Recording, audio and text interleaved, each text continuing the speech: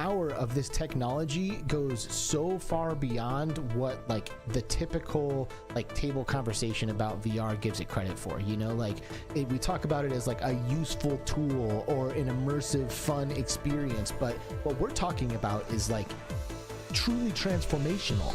It should be perfectly possible to trick your brain into any experience if your brain can already do that itself naturally. So VR is almost like taking that ability for our brain to generate any experience for us and like putting it in our hands, which is wild. Man, that's something in the history books. People are going to look back and be like, yeah, 2022, 2023. That's when education, after hundreds of years, finally upgraded. We're in a strange time where our physical worlds are intersecting with our digital identities, and right now is a time to kind of determine what you want that to be. Once you have full body tracking that works well and it's frictionless, right? Meaning it's easy to do. Yes. It's a whole new, it's not a game changer, it's a whole new game. So maybe there will be some other people who would be curious to see what I'm learning, what I'm discovering, so to say.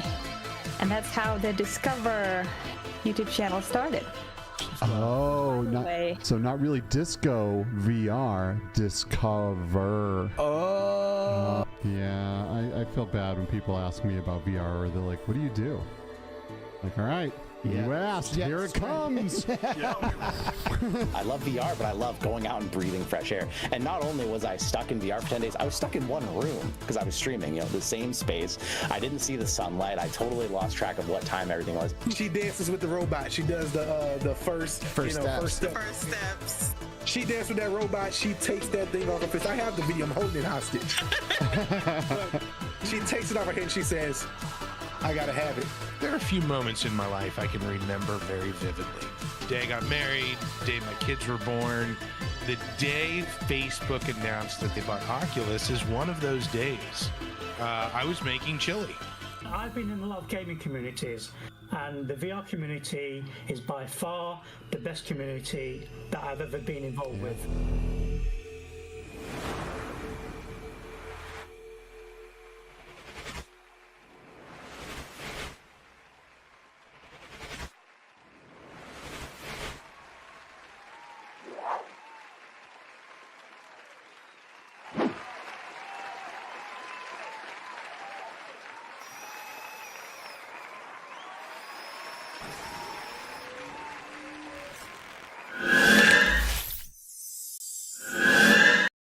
Hello, everyone, and welcome back to the Between Realities VR podcast. Ah, yeah, baby. We are here. Right down to the wire on that one. Dude, I mean, it's like, I don't want to, like, say the same thing every episode, but, like, this season has been crazy, y'all. Like, just, like, last week we said we were going to have a different guest than we do, and just, like, we're, like, just pushing stuff around and just busy. And for real, but, we're so lucky to be in a space with so many amazing people in it, that if someone for some reason can't make it, we're able to bring in someone that is just as awesome, Yeah, if not more. And you've been killing it, by the way. You've been running the fire drill, so thank you so much. Thank you, man. Appreciate that. I appreciate that. Yeah, it is, it's not easy. We make it look easy here on Between Realities, but it ain't. And remember that, Patreons, memberships, blah, blah, blah. Just kidding. But give us your money. Only if you have it. Some people have it, like some people have it. Like they got that money burning a hole in their pocket. Like, why not contribute to VR? If it's on fire, we'll gladly put it out for you. Yeah, but if you're like deciding between, Between Realities membership and like the coffee, and it's like a tough decision, like get your coffee, man. Like we're here for you, like we don't want you to spend money you don't have. Listen, we've talked too much about this already. How you doing? I know you're busy. I don't know why I'm asking. Yeah, no, I'm good though. I'm good. Things have been crazy, but they could 100% be worse. My mom went through some cancer stuff recently, and she is now cancer free. So I'm pretty stoked. Like there's sometimes like when you just have to sit back and be like, man, life could be so much worse, and it's pretty good, dude. Honestly. I'm so happy to hear that. Thank you for the update, by the way. Absolutely. Because like we had to cancel our episode with Kent by this season because that was a thing. So like I'm really happy to hear that everything's working out. Heck yeah, man. That's so good. Yeah, so good times. Things have been great.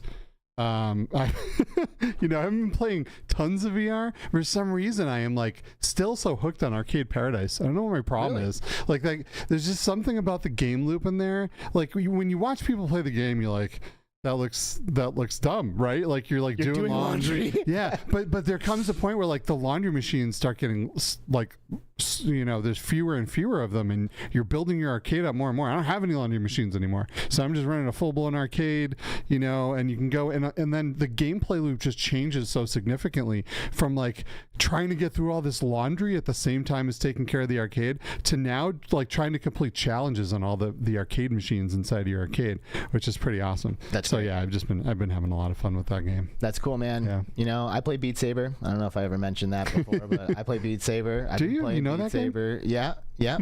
Been getting into some other stuff too. Did a little VR chat. Did some Max Mustard. Did some. Man, I love Max Mustard. Yeah, it's so good. Dang. Yeah.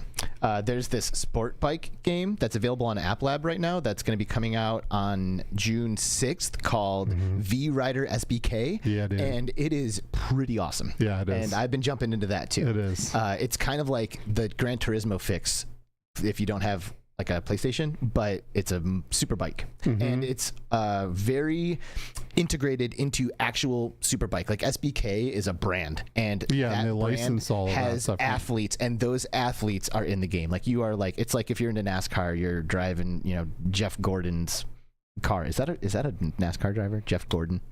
It sounds right, so I'll just agree with you.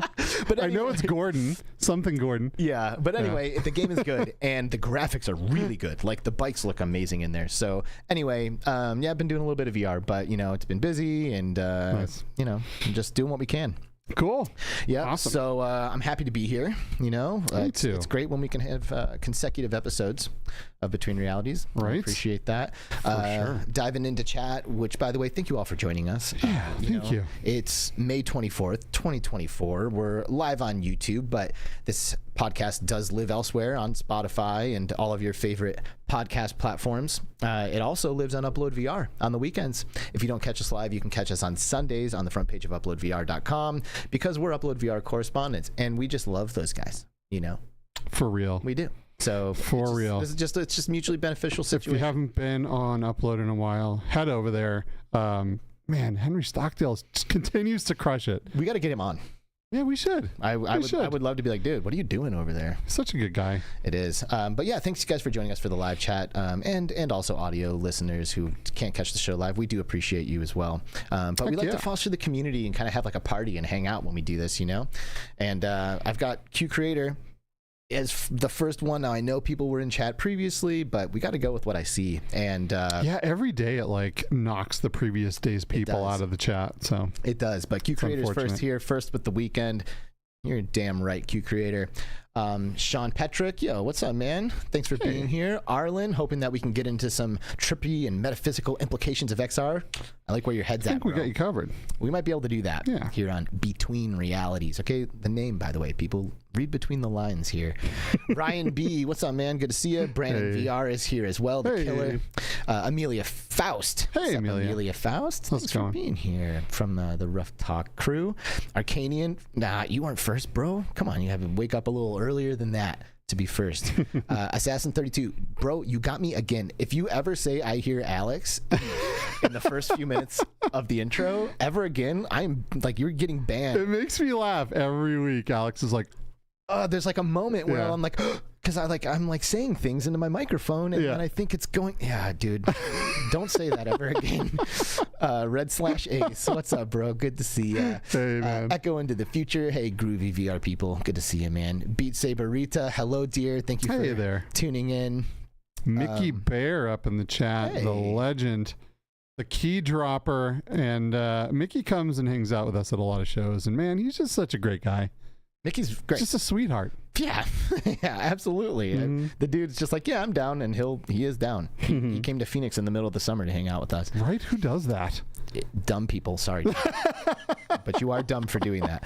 Ryamu VR is here. What's up, man? Obscure Nerd VR. Hey, what's up, dude? Andy? I love what you're doing, Andy. Keep it up. Me too, Your man, little for real. that you shared for your film actually cracked me up. What was the joke? It was like, man. Anyway, there was a really good joke in that video. I really liked a lot. Douglas K, what's up, bro? Good to see ya. Anti-Cleric is here. Hey, man. Hey, what's up? Thanks for tuning in and joining us. We appreciate you, and I know you love the shout-outs. It's funny. You're here just for the shout-outs. He's realized what the shout-outs are all about. You know, he's got it.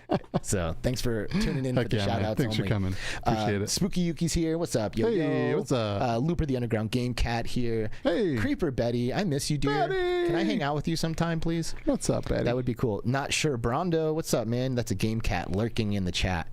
So just be careful. Getting things done. What's good, fam? Hey, man. Dude. How are you, J-Don? I miss you. Dylan Lawrence in the chat as well. Hey, you caught one, man. Thanks for showing up. Thanks for coming. Yeah, thank you all for being amazing people. Clark says, okay, bye. See you later, Blair. Today's guest is, this guy answered the call. All right, I'm just gonna put it bluntly. Like, I was like, hey man, I need a guest, like now, and he's like, done. I was like, yeah. I love that. But what's even better is that it's actually somebody incredibly relevant and incredibly, I don't know, like it works for our show, you know? So somebody who actually has their own show. If you haven't heard of Dr. VR, Dr. VR is a virtual reality podcast from a intellectual or perhaps even scholarly perspective that is interviewing like visionaries in our VR space, right? Kind of like here on Between Realities. We have YouTubers and gamers and stuff, you know, we mix it up here, but I've seen a lot of like visionaries on the Dr. VR podcast, and here joining us on Between Realities, please, everybody, join me in welcoming Justin Baillargeon from Dr. VR. What's up, man? Baillargeon. You almost got it. Baillargeon. Baillargeon. If there are any French-speaking people right now. Beat Saberita's in chat. She speaks French, and yeah, she was like, "Hey, that looks like a French name." Like, it is. Baillargeon. What's up, man? Justin, Dr. VR, dude. Thank you so much for being here. Appreciate you. Thanks for having me. I really appreciate the invitation. Absolutely. Yeah, it is our pleasure. It's rare that we see somebody out there like with a similar approach to what we're doing with our VR podcast. You know, like I think like a lot of people have guests on their show, but like we're pretty committed to having a guest like every single episode. And I've noticed that you kind of have a similar thing. You have a guest every episode on your show. Please. Well, I mean, for us, you know, there's like a couple of aspects of it. Like, we're big into community. Like, we love to connect with everybody. Like, we want to know you and everybody else for that matter. Like, we want to know the people who are making these games. We want to know these YouTubers. Like, we just want to be a part of the party, you know? But the other aspect of it, too, is that it's an amazing networking tool. Like, you have somebody who's amazing and intelligent and important and, like, crushing stuff in the VR space, and then you get them onto your show, and you lock them in for an hour, and then by the end, you're homies, you know, and you got another friend in your bucket. So, like, is it a similar approach for you, or like, how did you start to develop the concept for the Dr. VR podcast? Yeah, well, it's funny because I've never been a content creator at all in all my life. I'm a gamer, I'm a film buff first and foremost. And I just had this crazy mad idea of, you know, continuing my education. I had a BA in film studies, and then I ended up completing a master in communication. And then I was like, oh, I think I'm a little mad here. I'm actually contemplating completing a PhD. So I ended up completing a PhD in cinema and media studies at York University in Toronto. And while I was researching, you know, everything for my dissertation, we're going to delve a little bit more deeper into that later, but I started interviewing people I needed for my dissertation. So I wanted to interview creators, developers, and I started with David Hahn. David Hahn, who is a scholar, professor, colleague of mine at York University, and he directed that wonderful piece that's called After Dan Graham that premiered at the 5 Hours in 2019. It ended up winning the Audience Prize Award or something like this. And this experience captivated me and became sort of my starting point for my dissertation. And then I'm like, okay, I gotta interview this wonderful, talented artist. So we met in, you know, this gigantic classroom at York University, and I had my iPhone with me. I didn't have anything, you know, like a professional mic or whatever. I'm just like, I'm going to interview him so I can gather all the information and start writing on my chapter. And then after I recorded this whole interview that lasted for about an hour, I was like, man, that sounds like something, you know, that I could share with everyone. Because I'm going to interview such a wide array of talented people. Like, I understand I'm going to write a dissertation and pour all of that knowledge onto a dissertation. But wouldn't that be cool to start a podcast about that? Because I know that you guys exist. I know that Ken Bai's Voices of VR exist.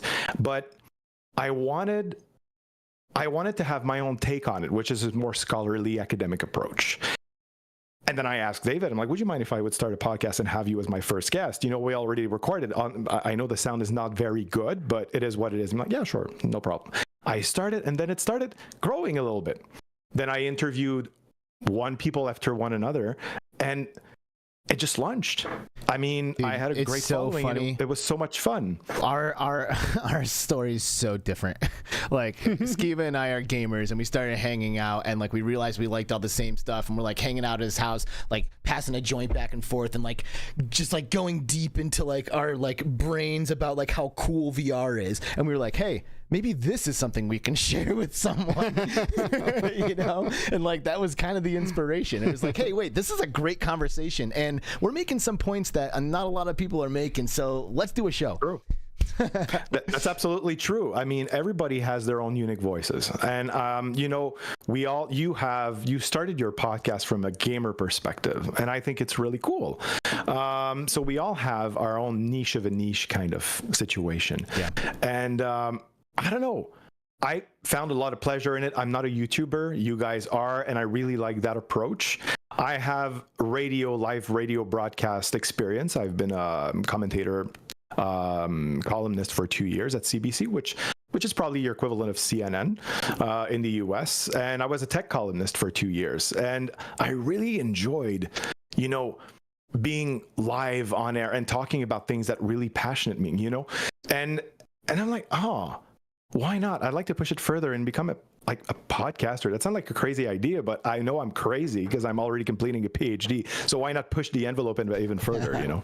Oh, dude, I love it. And, you know, I mean, I feel like I can relate to that feeling of like thinking that it's kind of crazy, because I would hesitate to call myself a YouTuber. You know, I don't think I know some YouTubers. All right, they're YouTubers, and that's not me. But true, right? But there's like the creating content, the approach to creating content, and kind of like taking that step forward and being like, you know what? No, like, maybe it will be me, you know, because you see people out there doing these things and you think to yourself like, oh, I could do that, but I'm not doing it, but I could do it if I wanted to, but I kind of want to. And it's like, I realized that like I was kind of like knowing that I wanted to do stuff like this, but just not taking the step, I guess, to do it. Or like, you know, it seems like maybe it's a big step, or it's like this huge like commitment that you have to make, and or it's hard to obtain, or all these things. And it really is as simple as just like starting, you know, like you just had your iPhone, you put it in a room, you recorded a conversation, and before you know it, bam, now like you are a year into Dr. VR, and you've had a bunch of amazing guests, and you got a really nice sounding microphone in front of you there. And it's like, before you know it, you blink and you're doing it, you know, you're doing the damn thing.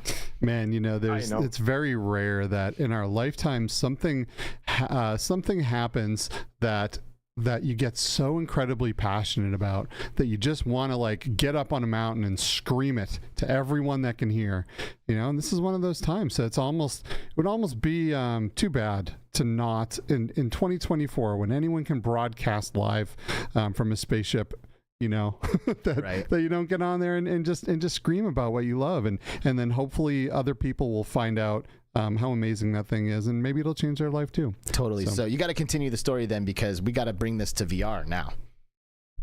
Well, that would be great. I'm going to be the first in line. But I mean, we have to bring your story to how VR became a part of that. Like, how did your passion for virtual reality kind of fuel your podcast? So it again started when I was completing my MA, and I was writing my thesis at the time, And I was overwhelmed with research and work, and I played this game called Heavy Rain. I don't know if anyone heard of it. Yep. This wonderful game, and I really had the impression of being part of a story. Because you decide, what path your character is going to take. You're being offered different choices, and you will evolve in the story based on the actions you take and based on the choices you make. And that's something that was completely new to me, and I was amazed by it. And I was doing my thesis on motion performance capture in film at the same time, so all the dots were connecting. And then I start playing, and I'm like, wouldn't it be nice to realize that whole, phantasm of like a child fantasy of being inside a movie, being inside a video game. I would love to live this. We're talking like 2013, 2014. And VR was a thing, but not really. We were like 1 year, 2 years short of the mainstream resurgence of VR. And then I was writing my thesis, and I go to watch a movie, which I don't recall at all. And I experienced something that was called Insidious VR. And it was this piece where I was wearing the Oculus Rift DK3, I think. And I was sitting down, DK2. And it was DK2, sorry. And I was sitting down, and it was not like an interactive piece at all. You're just sitting down, seated, looking around 360 degrees. I see the main character from the movie. Things are moving across, the room. I'm seeing people across the window. It's just mesmerizing. I'm like, there you go. Not only am I a spectator, but I'm also an actor in the story. I'm a spect-actor. And that was the whole catalyzer for my PhD research. And that was the concept I created, but I borrowed it from Augusto Boll, who is a theater practitioner. And he did that for his Theater of the Oppressed, where the audience members are called to become active participants in a theater play. So I borrowed it, but I changed it. I adapted it for VR. Because that's what I want. I want to be a spectator, and I want to be an actor. I want to interact with the narrative. And I looked for that perfect piece. Does that actually exist? And that was the whole question I was asking myself for my dissertation. And after Dan Graham, which is David Hahn's piece, the first person I interviewed for my podcast, is the one that I consider to be the ultimate piece, the purest version of spectatorship in VR. And then moving on, I started, going to 5Rs and experiencing so many crazy things. I bought the Oculus Quest, which was called the Oculus Quest 1 at the time, and so on and so on. And now I'm a full-on nerd. And now here we are. Yeah. So, Steve, do you know what I'm about to ask? I think we're gonna go into Jason Moore's project. Yes, you are. Yeah, I knew it. So I know you've had Jason Moore on your show before. Have you done Alien Rescue? I did Alien Rescue twice. I did as a Nightbot and as a hero.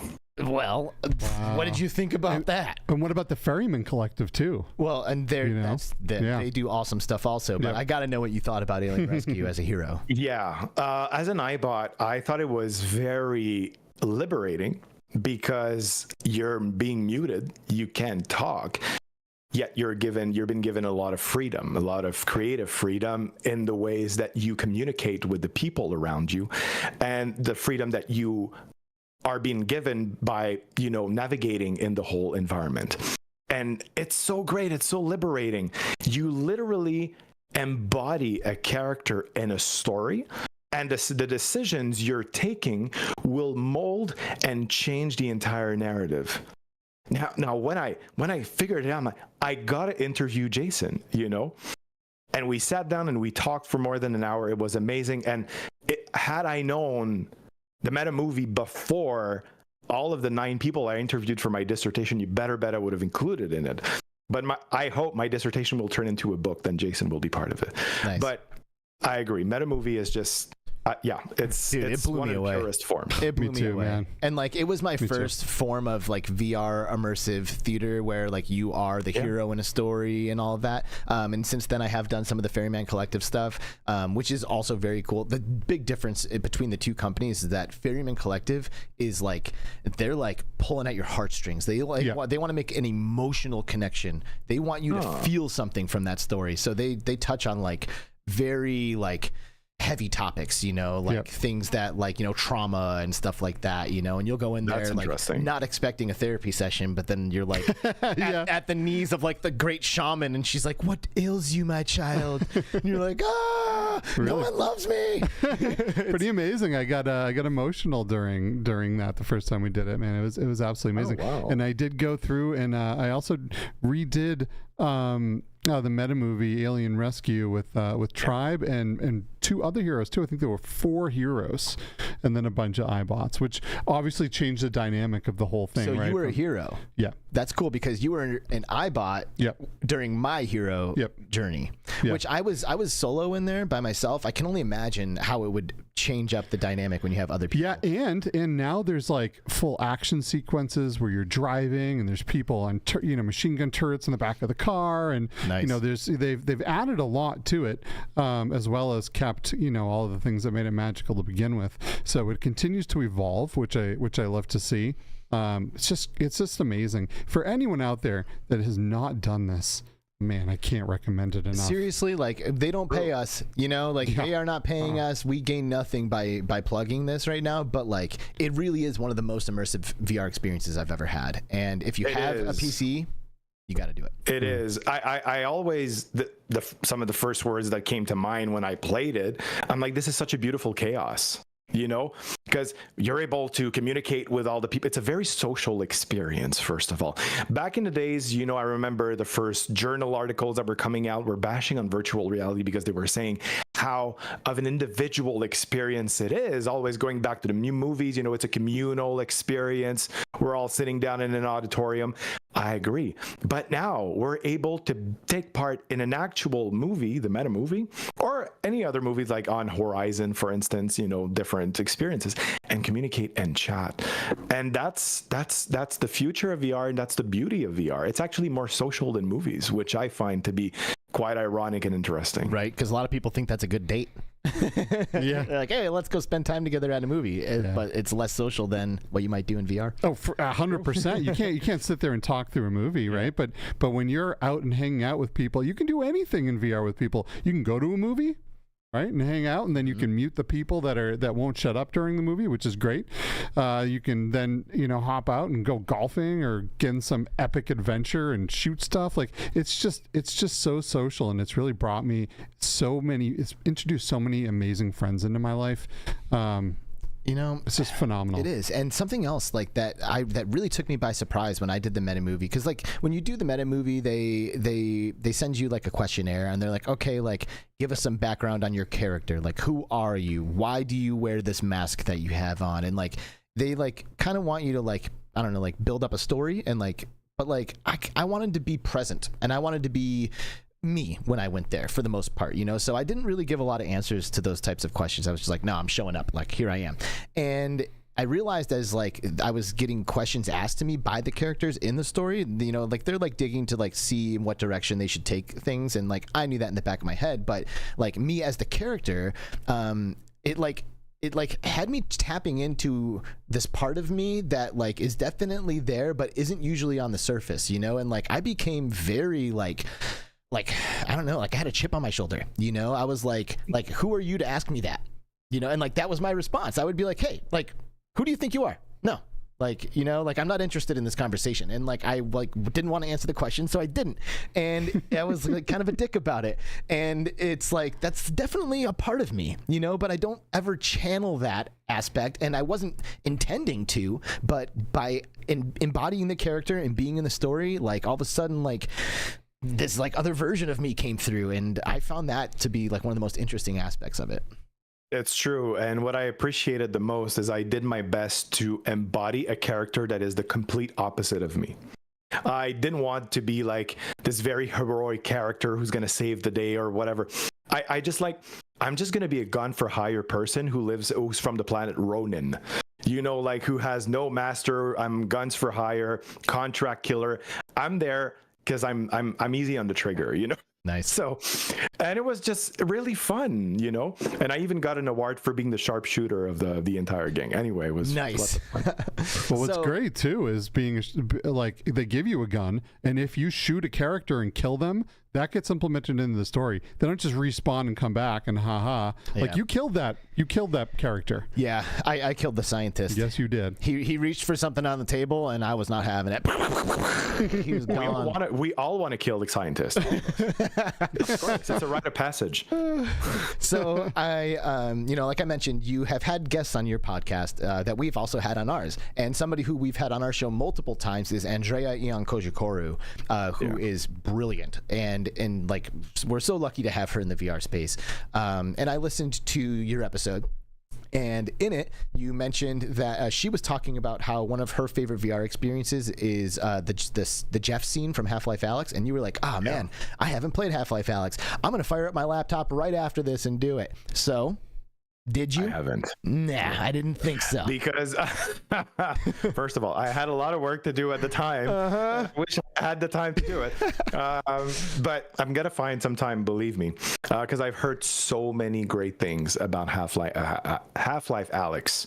It's a good one. And I got to plug in my Quest 3 and, you know, just experience it. And Andrea told me she has some cheat codes to go directly to that episode. So I just want to go through the whole thing and do it. But a game that really caught my attention because of immersivity, because of immersion, embodiment, and also intuitivity is Medieval Dynasty. New Settlement on the Oculus Quest. I interviewed the CEO of the company and the game developer and the head of development, I think. And it's just, I'm blown away by this experience. If nobody tried it, it's on the Quest store. And I think they have 30% off right now. I'm not like, I don't have any like whatever money from it or something, but it's just, I don't know, you grab a piece of wood and you want it to become some sort of a knife or to grill your meat on a fire. And you just take a knife and you turn it into this little knife thingy that you made yourself. And you just start roasting your piece of meat on the fireplace. And it just works. So intuitive. And I think that's the beauty of VR. It becomes very immersive and true. And you feel like you're really part of something real when all the possibilities are intuitive. And I mean, we need good developers for that, you know. Like, well, yeah, lots of headaches, they told me. But, yeah. Well, that's cool. Yeah, that stuff is not easy. I haven't been in Medieval Dynasty. Have you? I haven't either. I can't even picture it in my head, to be honest. Is it like I've seen lots of trailers and things like that. Yeah. Oh, cool. Yep. Oh, it's wonderful. Nice. Yeah, I mean, making VR games is hard, and I don't know that from experience. I know because that's what everybody says, but like it's not easy to do this. It's much harder to make a game in VR than on flat screen, and for a lot of the reasons like you're saying, like things really need to be intuitive, you know, like Flat to VR Studios, for example, you know, Flat to VR Studios out of Impact, they take games that already exist as regular old video games, flat screen games, and turn them into VR games. And that sounds amazing, but it's not so simple. Like you, all of a sudden you have to rethink, oh, well, like how do we do this menu system, or how do we allow them to move from this point to this point, where before it was simply a button press and now you're like embodied in the experience, you know? So you really have to think outside the box and like fine tune it and find ways to, like, I don't know, I guess try to anticipate what every single human who tries your thing is going to do. Yeah, I mean, you know, you're embodying a character and you're supposed to sell the person on being a part of this world. Everyone knows what it's like to be to be in a place. If I walk over to a table and I grab this thing, I should be able to pick it up, right? If I take a knife to a piece of wood, I should be able to carve something off of it, right? Now, there's only so much you can do before you start absolutely, you know, annihilating the hardware and taking the time it takes to make these games and bringing it to a point where you might not ever recoup your spend. But at the same time, like, you have to go into way more detail than you ever had to in any kind of a flat game. Yeah. You just do, because you're trying to sell that you are this person in this world. And people expect things to work a certain way, and when they don't, it completely breaks immersion, which is counterintuitive to what VR is trying to accomplish. 100% agree. I believe, and I would add to this, that embodiment is key to successful VR. Immersion, it's easy for everyone to be immersed. You can be immersed reading a book. You can be immersed watching a movie. You're immersed listening to a podcast. You can be immersed doing while you're cooking, for instance. But immersion is part of our everyday lives, but not embodiment. When you embody a character in a story, and when it's linked with proprioception, the right amount of proprioception. For some people who don't know what proprioception is when you move, let's say, your hand like this or like this, it's going to do the same thing in VR. When you grab something in VR, you want to grab it for real in the real world, you know, or for it to replicate in the virtual realm. And I think it is key to this. And I found that in experiences like Medieval Dynasty and The Void. Yeah, the Void's so cool. The Void is so cool. It's so good. But you know, I find that really very interesting, because like, I don't think I agree that embodiment is necessary for successful VR. Like, and okay. I'm wondering, like, if I play in like World of Warcraft or Grand Theft Auto, and I'm immersed, I'm not embodied in my character, right? Yeah, it all depends on the situation and the context. But yeah, VR, like for something like Max Mustard, which I said earlier, that's a third-person platformer where like you are holding your controllers as if they're a controller and using your thumbsticks and buttons to make a character jump around in the space. And I love that game. And I mean, I guess there are moments of embodiment in that game specifically where like now you're like firing, you know, you're using your hand to like shoot at stuff or whatever. But third person VR for me is something that I actually like love. I love controlling a small character in a VR experience that I am not. And I find that those are some of my favorite VR experiences. So I'm wondering, have you done anything like that where you're like controlling a character in a VR experience? Well, not really. Have I? I don't know. But one thing I know is right now, for instance, I'm playing God of War. I know I'm very late, but it is what it is. I'm I think 18 hours in God of War, the remastered version of it. Nice. Oh, I love that game. Nice. It's amazing. It's in my top 5 for real, ever. And I literally am the main character. Even though I'm controlling the character with my controller. Right. I am the character. I remember when I was studying VR and everything, I was reading about embodiment. And it's funny because I don't remember the name of that professor, of that scholar who wrote that article, but he recalled playing Tomb Raider.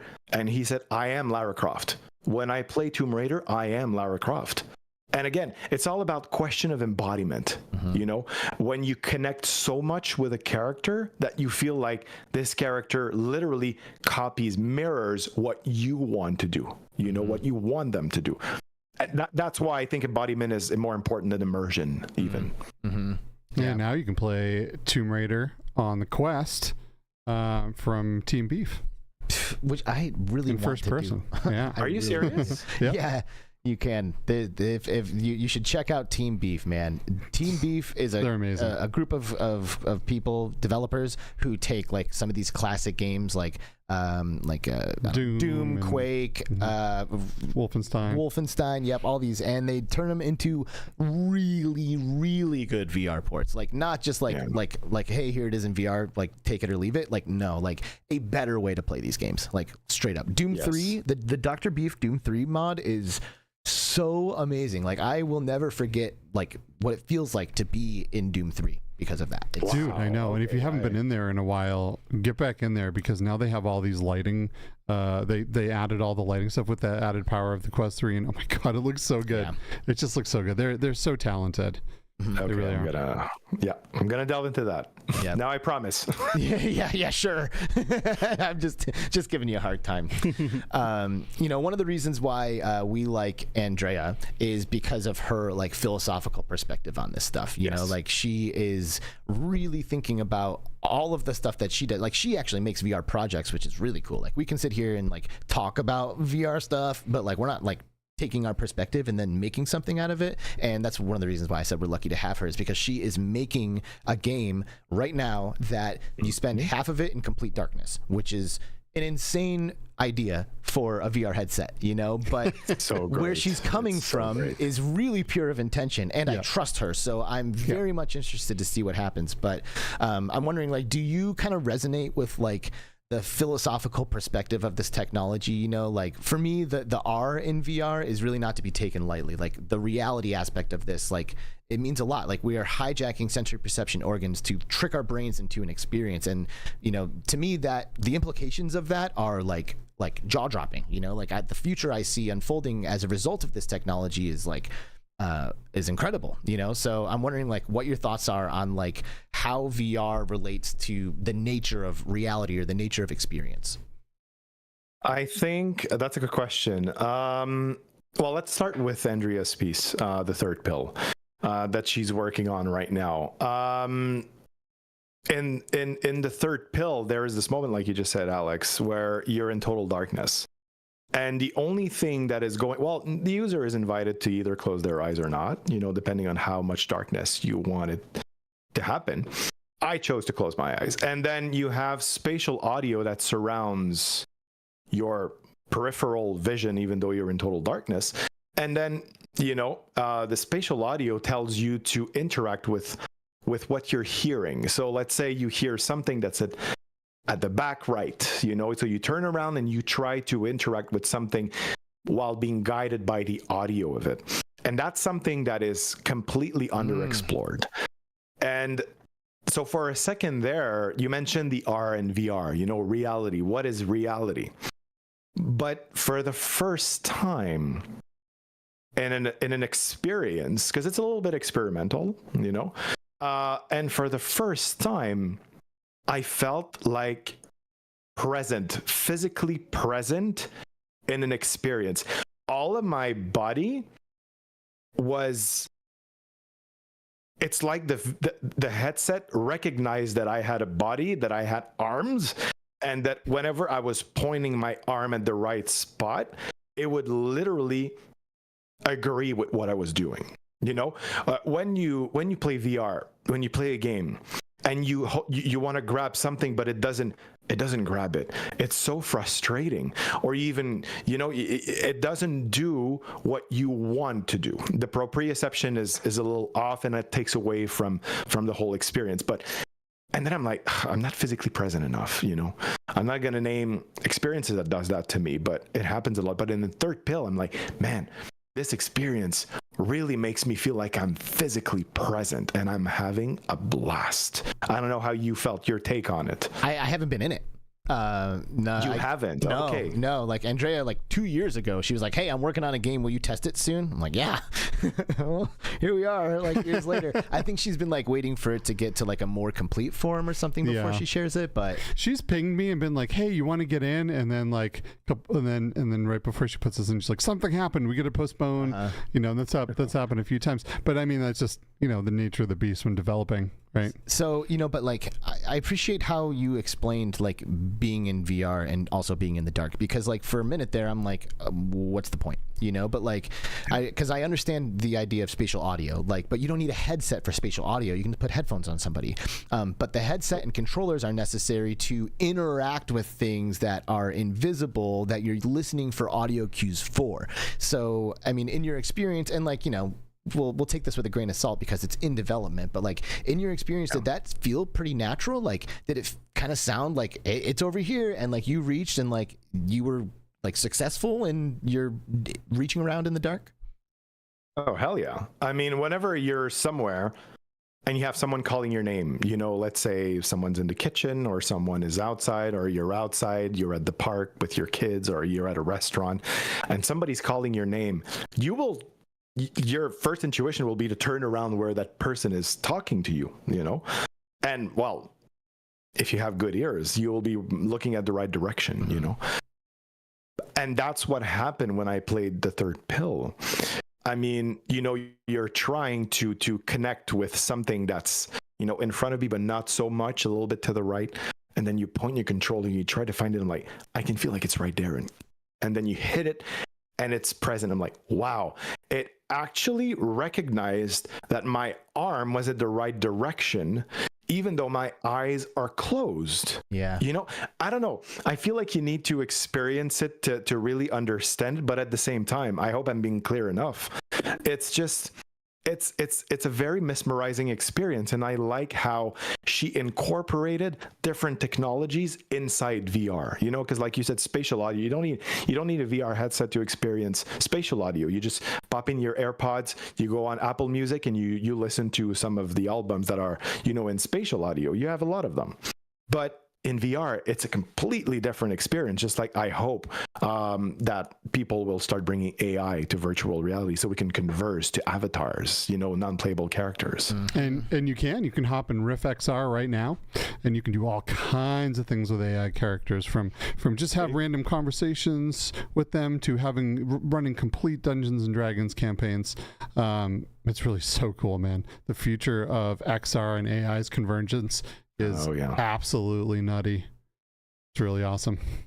I'm just trying to read this comment from Arlen because it sounds like it's in the right direction of a dark, trippy question. Yeah, it's it says if true full dive the Matrix level VR becomes possible someday, was the Matrix right in as much as if you got shot and your brain doesn't know the difference, would that kill you?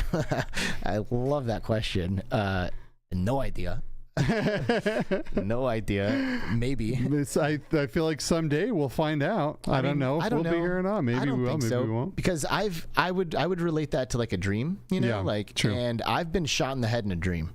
And have you? Yeah, I have. Wow. It was crazy, bro. Like, it was a really crazy feeling. Wow. Yeah, I mean, obviously, like, my brain, like, guessed what it would feel like to get shot in the head, because I've never been shot in the head. Not in this realm, anyway. I'm glad. Hey, me too. Yeah, it's so funny. Like, I remember I was, like, in a tussle with somebody. Like, I think I saw them pull a gun on me, and I was like, no, and I, like, tried to, like, get in close or something, but, like, it just happened, and, like, I felt this, like, opening up and release almost, and it was like a wild feeling, and then I woke up and I was like, wow, whoa.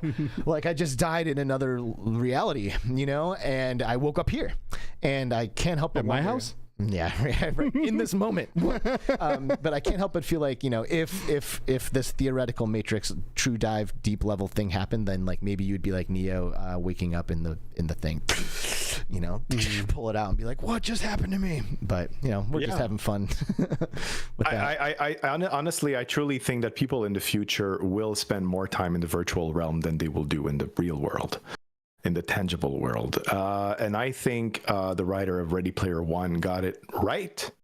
Yeah. You know, because I feel like it's true. Where we know, we kind of have an idea of where our society is going with, you know, climate change and everything. And I think people will find refuge in, you know, virtual worlds, like some of us are probably already doing. I read an article not too long ago where, and I forgot who it is. It's not Elon Musk or Mark Zuckerberg, but like a tech guru who said that they're working on a VR technology where if you die in VR, you will die for real. Oh, yeah. So it connects to what, Alex, you were saying. I read that somewhere. I don't know if the people who are watching know what I'm talking about. But Palmer Luckey made a VR headset that has charges. He built it off of a Quest Pro, and it has charges up on the top. And in theory, obviously, I don't think anyone's tried it, right? But in theory, if you were to die in the game, it would pump these like shotgun shells directly into your forehead. All right. What game are you confident enough in your skills? None. You'd be like, yeah, I'll wear it. None. But I guarantee you there are people rich enough and sick enough out there that they're so bored with life that they would try this. Or just general thrill seekers that are just like, they want to do them. You know, people do crazy things all the time to get that thrill, and it's super risky. I'm sure someone would try it. You know, there's got to be a game I'm good enough at. But Palmer Luckey, the creator of modern day VR, is the one that did this, which is absolutely wild. I think it was a video game developer. Now that you're mentioning it. Yeah, Palmer. It's the guy. I mean, at least the one that I know of was the creator of Oculus. Yes, of course, Palmer. Yeah. I mean, far back as I can remember, the last time I physically felt something in VR was in the Void. I don't know if anyone tried it, but you had all of these effects, wind and water and heat and stuff like that. And I was wearing a haptic vest, and you could feel like when you get shot, you can you feel the little, man, it was trippy. It was trippy. It was really. I interviewed Curtis Hickman, the co-creator of The Void, in my podcast. It was nice. What a wonderful creative mind. Oh yeah, those guys are great. So the guys that created The Void, there's a few people involved in that, and from the creative minds that thought about it, to the people who implemented it, to the business people, to the engineers that made all of this stuff work. Like, they are true visionaries, and they have continued on to do amazing things too. Me and Alex went and checked out one of the creator of The Void's new thing, which is called Jump, where you get in a wingsuit, you put on a wingsuit helmet that has a built-in headset, and it's full body tracked, and then they pump fans and stuff through the wingsuit, and then you jump out of a plane, and then you land on a mountaintop, and then you jump off the mountaintop. But right? Absolutely insane. It's the jump part. Yeah, like you have to put your feet too, up to the edge of like a thing, like a threshold, and you literally with your actual legs bend your knees and jump off of this thing. And these harnesses catch you and pull you up, and it is just ridiculous. Yeah, and then when you land, you see the ground coming up, and you get ready, and then as you land, this platform comes up and hits your feet, and it is the most immersive thing I've ever been through in VR, and it was just absolutely great. And it's one of the founders of The Void, and they continue to just do amazing things. Those guys really know how to embody you into a VR experience. Yeah, they're coming back. The Void is coming back. They're working on a comeback, The Void 2.0. And I am so thrilled. Curtis is going to be at VRTO this summer, and it's going to be a blast. I'm sure people will be thrilled to know what's coming next. I have a question for you guys. What is the most immersive VR experience you ever did? Commercial or home? What either? Your choice. Mine is probably Jump. Yeah, you think? Yeah. I mean, how do you get more immersive than actually climbing into a wingsuit? Like, you're immersed before that headset even turns on. You know what I mean? Yeah. That was super immersive. So nothing like that is ever. I mean, next to maybe when we did The Void for me. The Void is definitely up there. There's a couple of magic moments in The Void. And we did Jumanji, and one of the cool aspects of Jumanji, and maybe they do this in the other games too, but each one of the 4 people playing the game has like a different superpower. And I loved that aspect of it, because as you're going through, like, one of the people knows how to like access certain doors, or like can figure out a puzzle that nobody else can, or one of the people can understand what the animals are saying. So like you pull up to an end, and like there's some tigers that come out, and everyone's like, the one person who can understand is like, hold on guys, wait, they're saying something to me, and then you have to like relay that communication to everybody, and it's really cool. But there's a specific moment where in the adventure, a monkey goes to hand you a torch as you're like about to enter a dark spot, and like I see the monkey in VR, and it like reaches out to hand me a torch. So I reached out, and someone put a torch in my hand, like in the moment that I'm taking it from the monkey, and it was like mind blowing. Like, someone handed me a physical object from outside of VR while the character inside handed it to me, and it was beautiful. And honestly, the other one is the meta movie. Like, I was blown away by that experience. Like, I could not believe like how present I became during that. Like, I really thought that I was going to go in there and just be like, keep it all on the surface, but it tapped into something authentic. And there was like a moment, like I was saying, I was kind of a dick at the beginning of it, and like somebody, your cousin, in the story came up and was like asking me like digging questions, like, hey, like, like what happened back in your home world or whatever. And I was like, yo, that's sensitive information, don't go there, and just like shut her down. And like later on in the story, like we're all like, a bunch of us are all leaving a room. She's like, hey Alex, come here, and like holds me back, and she's like, hey man, like I just want to say I'm sorry for that, you know, like I didn't mean to like go down that road. And I was like, oh, she's apologizing to me. Aww. And I didn't see that coming, you know. And then I'm like, girl, it's okay, you know. And like I'm like having this interaction that I like never imagined that I was gonna have while I was in there. And like that's immersion. That's the magic of VR. It was pretty cool. Yeah, it was really cool. So that's probably it. And what's yours? You know, I the Void for sure. And I also want to talk about things that are accessible. Richie's Plank experience. Richie's Plank experience is mind blowing. I had my parents try it. My mom has vertigo, you know. Yeah.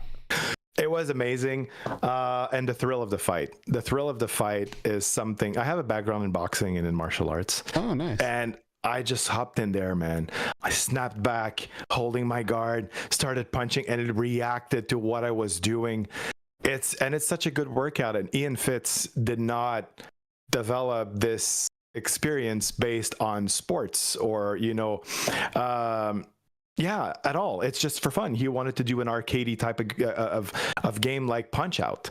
And he created a miracle, and it's still in the number 15 for like, it's been what, 5 years. Dude, nothing has ever, by the way, Arcanian has mentioned that we still have long ass ads playing during this, so we have to make sure we fix that, because I don't want that happening. He's like now listening to the episode on double speed to catch up to the live part. Aww. No one should have to do that. Boo, you We are going to fix that, I promise. I promise you, I promise. Thrill of the Fight destroyed me. Like I play Expert Plus on Beat Saber. I have gone hard in Supernatural, which also destroyed me, but nothing has destroyed me like boxing games, and in particular Thrill of the Fight. Like 5 minutes in there and you are done. Done. Done. I don't know how someone could possibly play Thrill of the Fight for like 2 hours. Like it would be dead. And I was sore for 3 days, you know, but it's just so much fun. I love it. And isn't it funny, speaking of Richie's Plank experience, how something as simple as walking across a board can make you feel so many different things, and truly almost make some people almost fear for their life. To the point where like some people go and jump off this thing and feel like there is no actual floor, and end up hurting themselves or hit a wall or something. Like how immersed do you have to be? Like how good of a job has the developer done? Has the headset company done to pull something like that off, where you actually try to jump off a building? You know, an observation that I'm having, like while we're having this conversation, is that like as we talk about like these more immersive VR experiences, a common thread that I've noticed between like the Void and Richie's Plank is the introduction of like an auxiliary element, like the plank. Like stepping onto the plank that you have in your experience, and you feel the wobble underneath it. Boom, magic, like instant magic. The monkey handing me the torch, like boom, like that blew my mind, you know. So it's obviously not something that we can do like with like a standalone headset, you know, with one person at home. You sell them a game, like there's nobody there to like give them that thing, but maybe there is. Maybe like you know, there's that game Crazy Kung Fu, which is this like spinning wooden dummy training thing. Like what if we could line up something like that to like an actual wooden dummy in the space, you know? And like maybe developers could be thinking about more ways to like integrate like physical objects into these types of experiences. I think haptic gloves will be the answer to this. You know, if someone hands you something in VR, like you're saying a torch from the Void, and you grab it while wearing haptic gloves, and then your gloves will recreate the weight, you know, counterweight of holding something in your hand, and will recreate it. I think that would be something that could work. I don't know your thoughts on this. Definitely. I mean, I work for a haptic glove company, actually, called Contact CI. How cool. And, you know, it is, it's compelling. Right, even today, it's compelling. You know, the Contact CI glove is compelling, especially for interactions like pushing buttons and flipping switches and stuff. Like those like finger interactions are like very, very good. You have gloves like the Haptex gloves out there that use these like air vacuum bladders on the skin to do skin displacement to make you feel like you're interacting with something. You know, but every every approach to this so far basically comes with a drawback of some kind. You know, you're either sacrificing like ergonomics or mobility or haptic fidelity to get down to an ergonomic level, and it's like really hard to find a good balance. And like at Contact CI, we like definitely are like feel like we have that good balance of ergonomic plus haptic fidelity, but it's very difficult to do. You know, like our hands are amazing. Like these are truly amazing. By the way, shout out to Paradise Decay, my squid brother. He's dropped 2 pounds in the chat, and he said he's lurking cleaning a cock in Power Wash. Dude, what is that?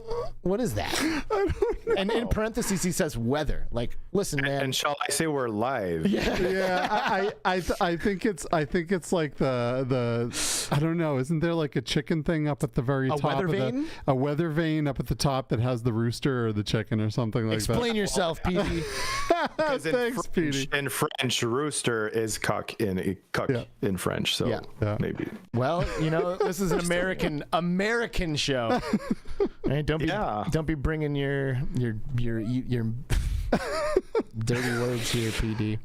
You know what I was thinking when I was playing Thrill of the Fight, that if the developer was able to somehow implement, if you had a punching bag, right, and to somehow try to keep the player at that punching bag, so when you're actually connecting the punches, you're hitting something that could be extremely immersive, and it would actually stop you from kind of getting that pain after you've swung at nothing for so long. Yeah. Right. But then you just get the pain of actually hitting something. Yeah, which I feel like is better, you know. I don't know. I feel like at least it'd be a little bit more immersion there, which I think would be great. But you could do that, by the way. I don't mean to interrupt you, but I just immediately I was like, oh, put it like I mean, I guess it'd have to be PC, but put a tracker on the bottom of a punching bag. Yeah, you're done. Like that could work. But I mean, it's in one place, so it should be able to be. You put it in the center on the bottom, and when you hit it, it swings. Like, it swings. Yeah, but I mean for the player. So when you're hitting the guy that you're fighting. Oh yeah. Do you know what I mean? Oh, like you feel like you're hitting a person. I imagine like you're in Thrill of the Fight hitting a virtual punching bag. No. But I mean that's fine too, right? But I mean I want to feel like I'm hitting something when I'm hitting that dude. I'm making that connection. I can feel the impact. Right. I think Let's make a VR game where it's real-time multiplayer, co-location, we're both wearing headsets, and we just punch each other in real life while we're wearing headsets. All right, I'm on. So we're hitting ourselves in this game called Drunken Bar Fight. I don't know if you've ever tried it. We maybe have tried it. We've maybe even shown up in that game, actually. Maybe we could all meet there, you know, and see if it works. Well, you don't even need us, because the developers, maybe it's not there anymore. Maybe it was just a custom build or something, but the developers. No, I think it's there. Is it? The developers put our faces and a couple of other YouTubers. Well, what they did is they made it so you can import a picture of anyone, and anyone can put anyone into the game. Oh. Really? So you could put your boss in there. You could put your boss in there. You can put someone that you dislike, or someone, you know, a sparring partner, whatever you want to do, and really get some more gratification out of that game. And that's how GT put a whole bunch of us in that game. Okay, now it makes sense. I was shocked when I saw that video. I was like, how?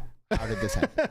What is this? That was really good. Yeah, if anyone wants to go back and Gamertag VR's library and check out, he has a whole bunch of the VR content creator community in there beating the crap out of each other, and it was really, really funny. It was good stuff. So, Justin, where are we going with all this, man? Like, do you see like a grand vision of VR? Like, you know, do you see us like, you know, VR headsets being replaced by Neuralink hookups, you know, or do you see us just like hitting like the singularity as humanity, and we just like start all telepathically communicating and just like dreaming into existence everything? Like, where does humanity go with the technology that we're currently interacting with? We got the internet, VR, AI, AR, like all this stuff is kind of gonna culminate into something, I imagine. Do you have any thoughts? Do you ever like do some future tripping and think about where we're gonna end up? I think the ultimate fantasy is the holodeck. The holodeck is definitely, you know, where everything comes from. I mean, Janet Murray in her book Hamlet and the Holodeck, which is a very famous academic book, talks about, you know, being transported into a virtual environment. We do it in VR, and it's fascinating. It's really cool. We talked about some of the limitations, and limitations can be very, fascinating and also, I would say very. They push people to do better, and I think what Steven Spielberg did in Ready Player One is definitely something that's what I think VR XR could be like in the future. But for that, we need to walk around, because we're limited to that peripheral, to that periphery that we have when we do VR. Now the Quest 3 scans our own house, our entire house, and it's great. But I'm a huge fan, and I would like to try the tiles that Disney created. Marcus Brownlee tried them in a video, and it was so cool because you're able to walk in an environment to a certain pace. It's a little slow, but we're getting there. And also it will help with motion sickness. Being able to walk in an environment and evolve in it without feeling sick, because I think motion sickness is a little bit of a backdrop a little bit for VR. People are like, I don't want to do VR because I get sick so easily. So yeah, I mean, getting rid of these controllers, hands-free controllers are great. Hand tracking. I do think that sometimes the headset's a little bit cumbersome. So getting rid of the headset, maybe wearing glasses or even contacts, things like that. But I think AI truly is the future of VR. Yeah. And by the way, on the topic of those tiles, I also watched that Marcus Brownlee video, and the use case that caught me off guard that I hadn't seen until I watched his video was when he's sitting in a chair on the tiles using a video game controller. Yeah. And he's using the thumbstick and it's sliding him around, and that to me would be a really good solution for motion sickness with anything vehicle based. If you're sitting in playing a game in a vehicle and you take off, that thing can give you enough of a slide to make it feel like you really just hit an accelerator, you know? I was thinking that was such a cool use case for those that you don't need a huge room of them to do. You could just sit right in the middle of them and they don't need to move you that much, and it would probably be a compelling experience. Yeah, those things are really cool. And also as an educator, I think the immersive education is something that should not be taken lightly.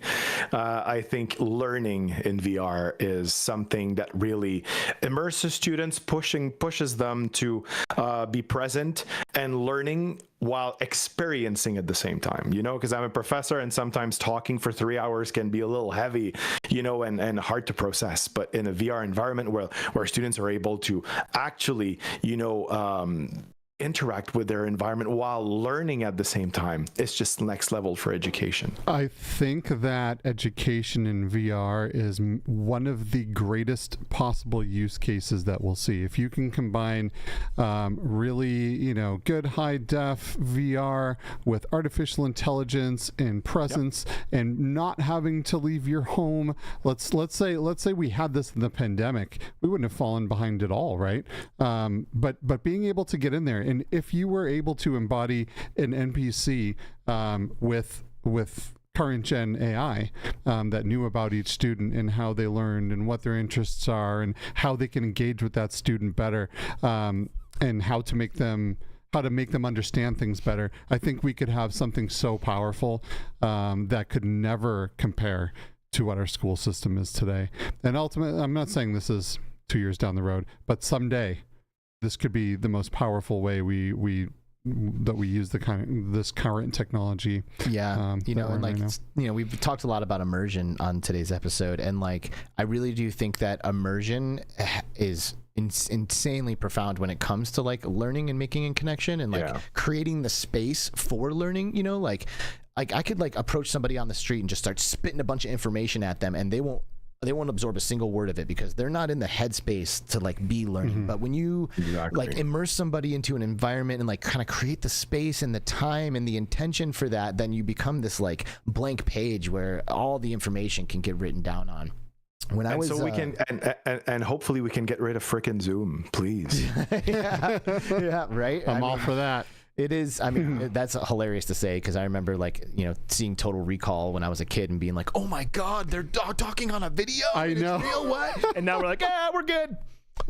Let's move on from this one. Well, we also, we were in a call earlier that was we were in VR doing stuff, right? A whole bunch of people together doing things and presenting things on boards, and like you can see each other and kind of interact with each other. So we're getting there. We're definitely getting there. We are. We just need lighter, more affordable things with less friction, because right now for companies to adopt this stuff, they're still having problems getting your normal everyday person able to even figure out VR to the point where they can get into some of these environments, right? The day you can put it on, your work can send a thing to all the headsets, you're in the meeting room, you're in these environments, and it's super easy, I think, is the day that that companies and enterprise and schools will start to adopt this stuff more. Right now, there's still friction. So I'm myself part of an initiative that is we are working to bring VR AR into college institutions right now, and that's what we're working on. We're just a consortium of a couple of people trying to push the boundaries and bring it to educational institutions, and we see more and more colleges, universities, and even high school bringing immersive learning, and it really fascinates everyone who tries it because it brings people so much possibilities, both educators and students at the same time. And I think that's the thing, breaking boundaries, but also uniting people, I think is what is the beauty of XR. That's awesome. One of the things that really bummed me out about the movie Ready Player One is if you read the book, there was this whole thing about this planet of schools where all the kids in the world pretty much put on headsets when they woke up and they went to school and they interacted with the other students and they learned immersively. And that was a big part of the book. And that never made it to the movies, which is too bad because I really, really felt like that could be an absolute real life future. Something that's really interesting. I work at a haptic glove company, and the people who buy haptic gloves right now are the military. Like the DoD. Yeah. The DoD invests heavy in immersive technology to Balmer Lucky works with the military right now, and he's doing VR. Exactly. So like that's where like the government, because like who was that in the chat? Silver Nexus says when the government recognizes VR AR tech, a lot of good things will be happening and all that. That's true, and it like they are utilizing it for arguably a good thing. Defending our country or whatever. We can talk about war later if you want. But the point I'm making is that the military can afford to do this because it's funded insanely. Like there's so much money that goes to the military in this country that like they will spend any dollar ever because they deem our military force to be the most important aspect of our society. Like that is the most valuable thing we have as a country, and that is what all of our money is going to. So they don't blink an eye at using VR to train military people. I guess we will hopefully see it come to schools one day, because maybe they'll think that, investing in future generations will be as valuable as the military, but I don't know. And in fact, they've been using it for a lot of years. They've been using it for a while now, but also VR as an art form.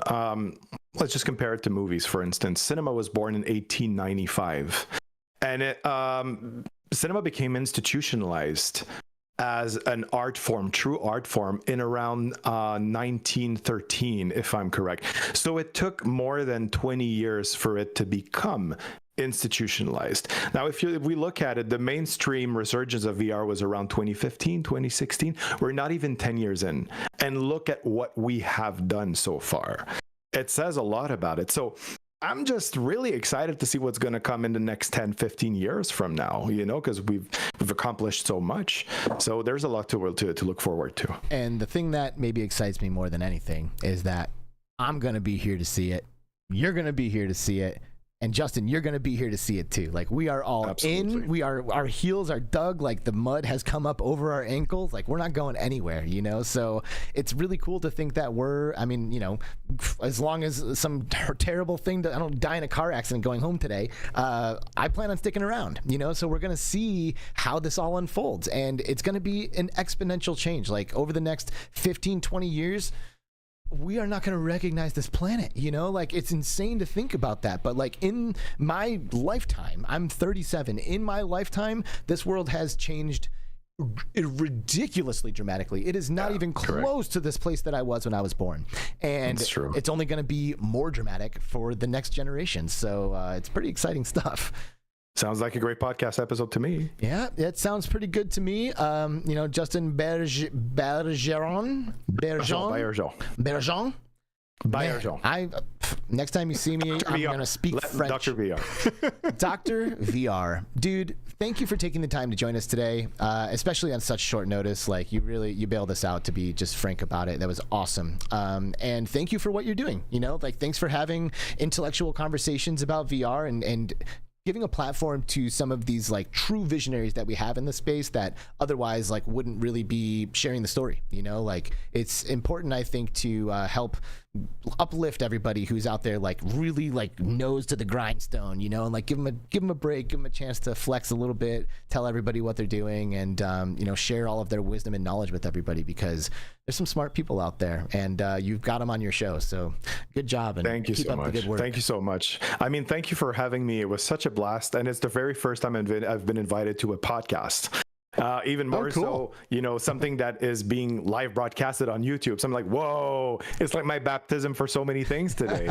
but I really enjoyed it. Alex and Skiva, thank you so much for having me. It was so much fun. Thanks so much for coming, man. Dr. Really VR, appreciate it. We appreciate you. Keep your foot on the gas. Good luck finishing all the ridiculous schooling that you've signed yourself up for. And stay in touch. Reach out anytime. We'll be here for you. I'm defending my dissertation this summer, so I'm all in for prayers. And we got messages, people who will be like cheering up for me. How can people find you? Well, because I got to earn the Dr. VR title, so I'm almost there. Yes. So how can people find you? They watched this. They're like, all right, I'm in. How do they get in touch with you or find you or listen to you or whatever? Yeah, well, my podcast is available on every channel, every major podcast channels. And my house podcast is Spotify, so Dr. VR, of course. I'm also on Instagram. You can find me on _DR_VR. I'm on LinkedIn as well. You can find my name on it. And I also have my website, www.justinbaillargeon.com. You will find all of my research, conferences, and everything that's coming in the next couple of weeks, months, whatever the wind will bring me. All these links are in the description below, by the way, so go ahead and click on some of those if you'd like to pull up Dr. VR's information and check out his podcast and everything he's doing. Until next time, my good sir, please everybody join me in saying goodbye to Dr. VR. Thanks again, man, and we'll see you soon. Thanks, guys. It was so great. Awesome. Thanks, man. Later, brother. Bye-bye. Bye. Bye-bye. And he's gone. There he goes. Just like that. Oh, that was fun. It was fun. Yeah, that's good, man. And like I said, just shout out to Dr. VR for answering the call. Heck yeah. Like we have been doing this entire season by the seat of our fucking pants, and we barely pulling some of these out, but it's happening, and I'm so happy about it. And thank you all for being here and being a part of the journey with us. It's fun to do, but it's even more fun knowing that we have folks like you guys here tuning into the live show, listening to the recordings, and tuning in on upload also. Shout out to everybody here, by the way, Red/Ace and Dr. Oculus, who slid in up in here, and Paradise Decay with the super chat. Appreciate you, bro. Hussein X got up in here by the end, and MickeyBerr and Silver Nexus, Mad Vegan. Can't wait to upload the consciousness. Skiva's right there with you. Heck yeah, man. He's a mad vegan too. You guys have a lot in common. You know I am. Hit me up. Michelle B and Amelia Faust, Echo into the Future. Arlen, dude, thanks for all your contributions lately, Arlen. It's really good to see you out there. Yeah, thank you. Assassin 32. Don't push your luck with this thing in the intro anymore, okay, brother? I don't want to hear that. Arcanian as well. Michelle B. Stratus, who slid up in here earlier. Blair, Anticleric. Mindjive. What did I tell you? I said get in here earlier. You're lucky I caught you, bro. And everybody else who's watching and listening, we love you all very dearly, and thanks for being a part of the Between Realities family. Skiva. Yes, sir. Please tell me what we're going to do next week. Absolutely. So next week we're diving into something that doesn't get the recognition that it should, because in VR, we want immersion. We want to embody, just like we talked about today, we want to embody characters, but only part of that is sight. The other part is sound. So next week we'll be diving in with Jonathun. I'm not going to say his last name because I know I'm going to destroy it. I took Justin's last name and just destroyed him right in his face. I have a little bit more respect. I'm just kidding. But no, we're going to hop in with Jonathun. Jonathun has done so many amazing things in VR that you know. For example, After the Fall, Arizona Sunshine 1, Arizona Sunshine 2. He's done all of the music and everything that goes with making you feel a certain way when you play these games. So I'm super excited to talk to Jonathun next week. I think it's going to be a great episode. Hell yeah. Dive into some sound design, some music design, some audio trickery, and I'm sure we will learn a lot about that. Heck yeah. Well, that sounds like an amazing episode. Thanks for making that one happen. I don't know. Anything else? Anybody? Is that it? I guess that's it, man. What are you doing this weekend? Anything good? What am I doing this weekend? Yeah, my wife has some plans for us. Yeah. She has like 8 girlfriends that all have babies. And every year those babies have a birthday, and then they like have another baby. So like now there's like 15 babies out there that all have birthdays, and for some reason they want to have birthday parties and celebrate them and stuff. I guess I don't know. And I usually get roped into that. So I think there's some baby action this weekend. Oh man, I've also been playing some Gran Turismo. Like that keeps pulling me back. So I imagine I'll have some time to chill and play some games. How about you? Nice. I'm bringing my daughter to Comic-Con this weekend here in Phoenix. Oh, that's this weekend? Yeah. Yeah. So she's been bugging me because we skipped last year, and Dad, I want to go back. And she loves to cosplay, right? She's going to be, remind me the name of the princess in Mario Galaxy. Rosalina. Princess Rosalina. That's who she wanted to be. So she's going to go as Princess Rosalina. That's her favorite Mario princess for some reason. She does love Princess Peach too. Rosalina is awesome. And Daisy. But Rosalina's like 6'5".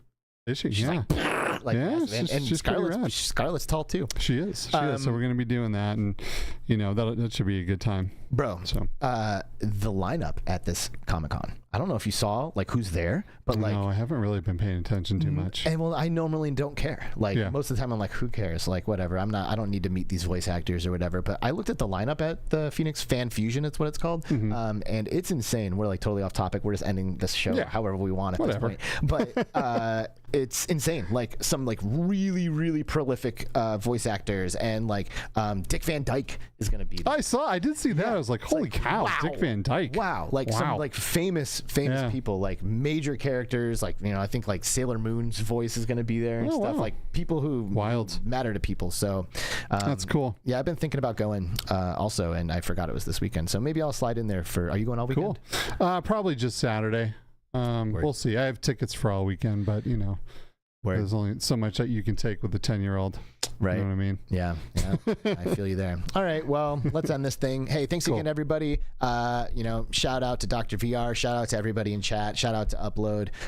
Shout out to Between Realities too. Heck yeah. Hell yeah.